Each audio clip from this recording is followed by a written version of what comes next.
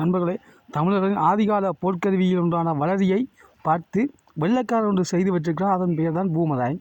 இந்த பூமராங்கானது காற்றில் பகர்ந்து திரும்பி போன எறிந்த இடத்துக்கே திருப்பி வரக்கூடியது. அதே போல் வளரி என்ன செய்ய மாட்டால் காற்றில் பகர்ந்து எழுந்த இடத்துக்கே திரும்பியும் வரும்.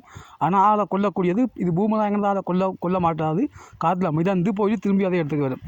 இந்த பூமராங்கை நான் வீட்டில் தயாரிச்சிருக்கிறது ஒரு மூடியையும் ஐஸ் குச்சியையும் பயன்படுத்தி தயாரிச்சிருக்க நண்பர்களே. இதை நான் இவ்வளோ காலமாக பயிற்சி செஞ்சு பார்த்துருக்கேன். ஆனால் போன இடத்துக்கு திரும்பி வராது. இப்போ நான் இது எறிந்து திருப்பி வரக்கூடிய மாதிரி பயிற்சி பெற்றிருக்கிறேன். இப்போ நான் எறிஞ்சால் திருப்பி வரும். இந்த பயிற்சி நான் பெறுறதுக்கு சில காலங்கள் எனக்கு எடுத்தது நண்பர்களே. இப்போ பாருங்க, நான் அதை எறிஞ்சு திருப்பி எடுத்ததுக்கே வர வச்சு காட்டுறேன் நண்பர்களே. இது 45 ரூபாய் சரிவில் எறிய வேணும்னு சொல்லியிருக்கிறாங்க நண்பர்களே. பார்த்தீங்கன்னா கிட்ட வந்துடுது. கொஞ்சம் கிட்ட தான் வந்துருக்கு நண்பர்களே. சரியாக அந்த இடத்துக்கு வரல, ஆனால் இறங்கிட்டேன் நண்பர்கள்லாம். இப்போ எறியும் நண்பர்களே. நண்பர்களே பார்த்தீங்கன்னா காலடிக்கே வந்துட்டு நண்பர்களே.